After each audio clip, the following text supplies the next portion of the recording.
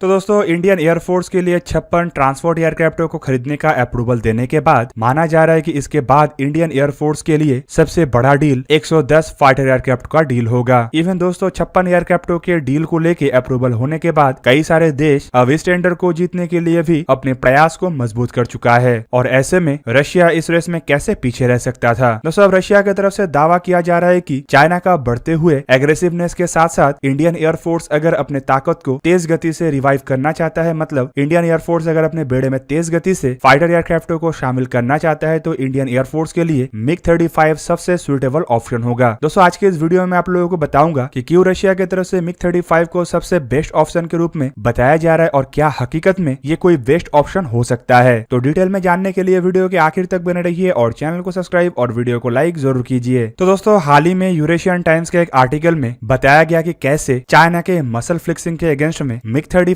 जैसे aircraft Indian air force के आवश्यकताओं को पूरा करने के लिए एक रिलायबल और फास्टर ऑप्शन हो सकता है। यहाँ पे आर्टिकल के सबसे पहले हिस्से में बताया गया कि कैसे इंडियन एयरफोर्स द्वारा खरीदे जाने वाले 114 फाइटर एयरक्राफ्ट का टेंडर को संपूर्ण करने के लिए कम से कम भारत को 10 से 12 साल का समय लग सकता है और अगर भारत इस समय को कम करना चाहता है तो भारत को एक रिलायबल और फास्टर ऑप्शन को ढूंढना चाहिए। दोस्तों आपके जानकारी के लिए बता दूं कि भारत अब तक के सबसे बड़े डिफेंस डील को आगे बढ़ाने के लिए तैयारी कर रहा है, जिस डील को कई जगहों में MMRCA 2.0 या फिर कई जगहों में 110 या 114 फाइटर एयरक्राफ्ट का डील भी कहा जाता है। फिलहाल यूरेशियन टाइम्स के रिपोर्ट के मुताबिक इस डील का लागत करीब 20 बिलियन डॉलर हो सकता है, जबकि ऐसे ही डील को लेकर भारत द्वारा करीब 2 दशक से प्रयास किया जा रहा है। यूरेशियन टाइम्स के रिपोर्ट में यह भी बताया गया कि भारत की तरफ से अब तक इसे लेके रिक्वेस्ट फॉर प्रपोजल जारी नहीं किया गया, बल्कि भारत सिर्फ रिक्वेस्ट फॉर इंफॉर्मेशन तक ही आगे बढ़ सका और इस वजह से यूरेशियन टाइम्स के इस रिपोर्ट में यह भी दावा किया गया कि भारत को अभी भी कई तरीके के फेज से गुजरना है, जिनमें technical, commercial, bid evolution, field trial, cost negotiation, India के स्ट्रेटेजिक पार्टनर के साथ साथ ओरिजिनल इक्विपमेंट मैन्युफैक्चरर का चयन करना तक बाकी है और इसलिए पहले एयरक्राफ्ट को भारत में पहुंचने के लिए कम से कम 10 साल लग सकता है, जबकि तब तक इंडियन एयरफोर्स में जो पुराने एयरक्राफ्ट है मतलब मिग 21 ये संपूर्ण रूप में रिटायर्ड हो चुका होगा। आर्टिकल में यह भी जिक्र किया गया कि भारत द्वारा 36 राफेल एयरक्राफ्टों को भी खरीदा गया है, जो कि नेक्स्ट ईयर के पहले तक इंडियन एयरफोर्स में संपूर्ण रूप से इंडक्ट हो जाएगा, लेकिन इससे भी इंडियन एयरफोर्स के जो स्क्वाड्रन स्ट्रेंथ है वो 30 या उसके आसपास ही रहेगा और भारत को टू फ्रंट वॉर मतलब चाइना और पाकिस्तान जैसे देश के साथ एक साथ लड़ाई लड़ने के लिए कम से कम 42 स्क्वाड्रन एयरक्राफ्टों का आवश्यकता है। इवन इसके अलावा भारत द्वारा 83 तेजस मार्क 1A एयरक्राफ्टों को भी खरीदने का ऑर्डर दिया गया है, जिसे 2024 से 2028 के दरमियान ही इंडियन एयरफोर्स में शामिल किया जाएगा, जबकि भारत की तरफ से हाल ही में 21 मिग 21 और 12 सुखोई 30 MKI जैसे एयरक्राफ्टों को भी खरीदने को लेकर अप्रूवल दिया गया है, जो इंडियन एयरफोर्स के इमरजेंसी आवश्यकताओं को तो पूरा कर सकता है, लेकिन लॉन्ग टर्म में अगर इंडियन एयरफोर्स को 42 स्क्वाड्रन फाइटर एयरक्राफ्टों का आवश्यकता है तो इंडिया को इंडिजिनियस फाइटर एयरक्राफ्ट और MMRCA टेंडर को मजबूती से आगे बढ़ाना पड़ेगा। दोस्तों भारत द्वारा जो तेजस मार्क 2 जैसे एयरक्राफ्ट या फिर AMCA जैसे एयरक्राफ्टों का निर्माण किया जा रहा है वो इस दशक के अंत में ही इंडियन एयरफोर्स में ऑपरेशनली शामिल हो सकता है और ऐसे में यूरेशियन टाइम्स का ये कहना है कि अगर भारत की तरफ से इससे पहले अपने एयरफोर्स के बेड़े में नए फाइटर एयरक्राफ्टों को इंडक्ट करना है, मतलब 10 साल के टाइमलाइन से पहले ही भारत में MMRCA फाइटर एयरक्राफ्टों को लाना है, तो मिग 35 एक बेहतरीन ऑप्शन हो सकता है। दोस्तों मिग 35 एयरक्राफ्ट असल में मिग 29 फैल्कम के ही एक हेवीली अपग्रेडेड एयरक्राफ्ट है। इवन रशिया का दावा यह भी है कि खाली ये अपग्रेडेड नहीं बल्कि इससे कई गुना अधिक बेहतर 4.5 जनरेशन के फाइटर है, जो कि सोवियत जमाने में बनाया हुआ सुखोई 27 का छाप भी रखता है और रशिया के आधुनिक 5th जनरेशन के फाइटर एयरक्राफ्ट के टेक्नोलॉजी को भी रखता है। दोस्तों रिपोर्टों में दावा यह भी किया गया कि ये 4.5 जनरेशन के मल्टी रोल फाइटर एयरक्राफ्ट का कीमत 30 से 40 मिलियन डॉलर के दरमियान हो सकता है, जबकि ये भी कहा जा रहा है कि अगर भारत द्वारा बड़े मात्रा में इन एयरक्राफ्टों को खरीदा जाता है और भारत अगर इसे टेक्नोलॉजी ट्रांसफर के तहत अपने देश में निर्माण करना चाहता है तो इसका प्राइस शायद इससे भी कम हो। इवन दोस्तों 2019 में रशिया की तरफ से यह भी दावा किया गया था कि मिग 35 फाइटर एयरक्राफ्ट इस टेंडर में भारत को ऑफर किया गया सभी एयरक्राफ्टों की तुलना में सस्ता एयरक्राफ्ट है। रशिया की तरफ से मिग 35 एयरक्राफ्टों को 114 फाइटर एयरक्राफ्ट के टेंडर में कई बार एग्रेसिवली ऑफर किया जा चुका है। इवन रशिया इन एयरक्राफ्टों के साथ भारत को active electronical scan array radar, KH-38 cruise missile, R-37M जैसे एयर टू एयर मिसाइलों को फायर करने वाले क्षमता को भी प्रोवाइड करने का इच्छा जता चुका है। साथ में रशिया का यह भी कहना है कि इसमें fully automated digital electronic control से लैस RD-33MK जैसे इंजन भी लगाया गया है। रशिया का यह भी कहना है कि जो इंडियन नेवी के मिग 29 एयरक्राफ्टों में RD-33 इंजनों का इस्तेमाल हुआ है उससे काफी अधिक ताकतवर है मिग 35 के RD-33M के इंजन। इवन इसमें 3D थ्रेट वेक्टरिंग नोजल को भी लगाया गया है जो एयरक्राफ्ट के मैन्यूवरेबिलिटी को बढ़ाएगा। इन एयरक्राफ्टों में रशिया के द्वारा infrared search and tracking system, full glass cockpit जैसे इक्विपमेंटों को भी लगाने का बात कहा गया है और हेलमेट माउंटिंग डिस्प्ले के साथ कई ऐसे फीचरों को भी जोड़ने का बात कहा गया है जो एयरक्राफ्टों को 4++ जनरेशन के फाइटर एयरक्राफ्ट में परिवर्तित करेगा। दोस्तों आर्टिकल में यह भी कहा गया कि 1987 में भारत के द्वारा जो मिग 29 एयरक्राफ्टों को हासिल किया गया था वो असल में एक अलग कॉन्ट्रैक्ट के तहत भारत में मैन्युफैक्चर होना था। भारत द्वारा बेसिकली 150 ऐसे एयरक्राफ्टों को खरीदा जाना था और इसे लोकली मैन्युफैक्चर करना था, लेकिन भारत की तरफ से मिराज 2000 एयरक्राफ्टों को मैन्युफैक्चर करने के इरादा जताने के साथ साथ इस इरादे को रद्द कर दिया गया। दोस्तों इन सभी चीजों के अलावा रशिया का सबसे बड़ा दावा यह है कि Russia already Hindustan aeronautics limited के साथ कई दशकों से काम कर चुका है और रशिया की मदद से हिंदुस्तान एरोनॉटिक्स लिमिटेड में ऑलरेडी एयरक्राफ्ट और एयरक्राफ्टों के कई सारे पार्ट्स का मैन्युफैक्चरिंग हो चुका है। आर्टिकल में एक पूर्व एयरफोर्स के अधिकारी के हवाला देते हुए यह भी बताया गया है कि इंडिया लगभग 3 दशक से मिग 29 जैसे एयरक्राफ्टों का इस्तेमाल कर रहा है और इसी वजह से इसी ग्रुप के नए एयरक्राफ्ट के मेंटेनेंस, सर्विस और ट्रेनिंग इंडिया के लिए अन्य एयरक्राफ्टों के तुलना में अधिक आसान होगा। और अगर भारत द्वारा बड़े मात्रा में रशिया से इन एयरक्राफ्टों को खरीदा जाता है तो ये उससे और अधिक आसान होगा। पर दोस्तों अगर इसके विपरीत स्पेयर पार्ट्स के इशू को देखा जाए तो आपको पता चलेगा कि भारत द्वारा सबसे अधिक रशियन फाइटर एयरक्राफ्ट या फिर बोले तो सोवियत फाइटर एयरक्राफ्टों का ही इस्तेमाल किया जा रहा है। चाहे इंडियन एयरफोर्स में मिग 29 हो, मिग 23 हो, मिग 27 हो या सुखोई जैसे एयरक्राफ्ट हो, सबसे बड़े मात्रा में इनका भारत ही इस्तेमाल करता है। पर अभी भी 7 दशक के दोनों देशों के रिश्ते होने के बावजूद भारत को कई बार इन एयरक्राफ्टों के स्पेयर पार्ट्स को लेके मुश्किलें झेलना पड़ा। पर रशिया की तरफ से बीते कुछ सालों में इन मुद्दों को सॉल्व करने का भी प्रयास किया जा रहा है। इवन रशिया की तरफ से हाल ही में ये भी बयान आया था कि भारत में रशिया स्पेयर पार्ट्स को बनाने का सुविधाओं को भी डेवलप करेगा।